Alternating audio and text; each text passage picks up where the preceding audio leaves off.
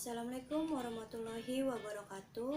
Ya anak-anak, IPS hari ini kita akan membahas bab pertama, yaitu interaksi keruangan dalam kehidupan di negara-negara ASEAN. Bab ini masih berkaitan dengan materi yang telah Ibu berikan pada pertemuan sebelumnya. ASEAN merupakan organisasi yang terdiri dari negara-negara di kawasan Asia Tenggara. ASEAN berdiri pada tanggal 8 Agustus 1967 yang beranggotakan negara Indonesia, Singapura, Malaysia, Thailand, Myanmar, Laos, Vietnam, Filipina, Brunei Darussalam, dan Kamboja. Hari ini kita akan membahas unsur-unsur fisik dan sosial di kawasan Asia Tenggara. Asia Tenggara merupakan bagian dari benua Asia yang terletak di bagian tenggara yang mencakup Indochina dan Semenanjung, di mana batas-batas kawasan Asia Tenggara adalah sebagai berikut. Bagian utara berbatasan dengan negara Cina atau daratan Cina. Bagian selatan berbatasan dengan negara Timur Leste, benua Australia, dan Samudra Hindia. Bagian barat berbatasan dengan negara India, Bangladesh, dan Samudra Hindia. Dan bagian timur berbatasan dengan negara Papua Nugini dan Samudra Pasifik. Posisi dan letak geografis kawasan Asia Tenggara dapat digunakan untuk meninjau letak Asia Tenggara. Asia Tenggara adalah salah satu kawasan yang terletak di sebelah tenggara benua Asia, di mana negara-negara di kawasan Asia Tenggara memiliki banyak kesamaan, baik unsur fisik maupun sosial. Kesamaan secara fisik antara lain yaitu letak astronomis, posisi geologis, serta keadaan geomorfologi. Lalu ada kesamaan dalam bidang sosial, yang antara lain kondisi kependudukan dan budaya masyarakat.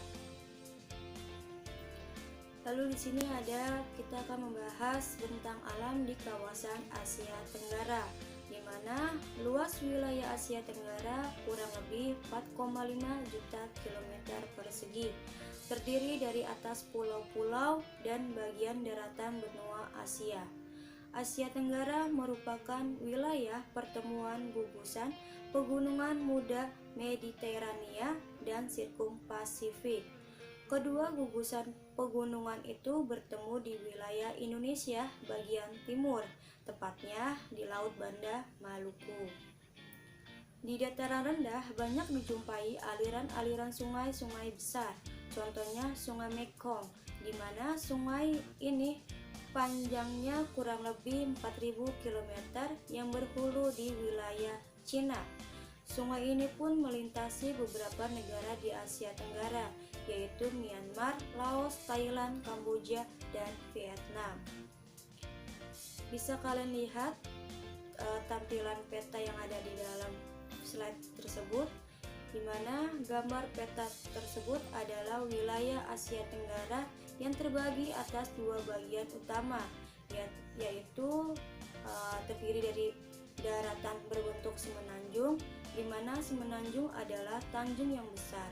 Wilayah yang berbentuk semenanjung adalah Myanmar, Thailand, Laos, Vietnam, dan wilayah Malaysia bagian barat. Serta ada daratan berbentuk gugusan kepulauan, di mana wilayah yang berbentuk gugusan kepulauan adalah Filipina, Indonesia, wilayah Malaysia bagian timur, Singapura, dan Timur Leste. Selanjutnya yang kita bahas adalah iklim. Iklim merupakan suatu unsur geografis. Iklim adalah keadaan rata-rata cuaca dalam jangka waktu lama dan meliputi daerah yang sangat luas. Iklim ada dua jenis, yaitu iklim matahari dan iklim fisis. Iklim matahari adalah iklim yang didasarkan pada letak suatu wilayah terhadap garis astronomis. Wilayah Asia Tenggara secara astronomis terletak antara 28 derajat lintang utara hingga 11 derajat lintang selatan. Ini berarti wilayah Asia Tenggara berada di daerah beriklim tropis. Hanya sebagian kecil kawasan Asia Tenggara yang beriklim subtropis, yaitu Myanmar bagian utara, di mana iklim tersebut memiliki ciri-ciri sebagai berikut. Ya, pertama, curah hujan tinggi karena pengaruh adanya muson barat. Lalu, udara panas karena berada di garis ekuator. Selain iklim matahari, keadaan iklim dapat ditinjau dari keadaan fisik muka bumi dan wilayah perairan. Keadaan iklim yang ditinjau dari keadaan fisik muka bumi dan wilayah perairan disebut iklim fisis. Beberapa iklim fisis di kawasan Asia Tenggara adalah sebagai berikut. Yang pertama, ada iklim laut, yaitu iklim yang dipengaruhi oleh angin laut. Hal ini pun terjadi karena wilayah Asia Tenggara dikelilingi oleh yang luas. Iklim gunung, yaitu iklim yang dipengaruhi oleh adanya gunung-gunung tinggi. Lalu ada iklim dataran rendah, yaitu iklim yang dipengaruhi oleh adanya dataran rendah yang tersebar di kawasan Asia Tenggara.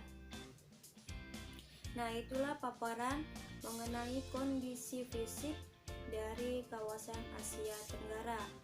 Nah, selanjutnya kalian dapat melihat atau mengamati serta membaca negara-negara ASEAN atau karakteristik dari negara-negara ASEAN yang akan ditampilkan sebagai berikut.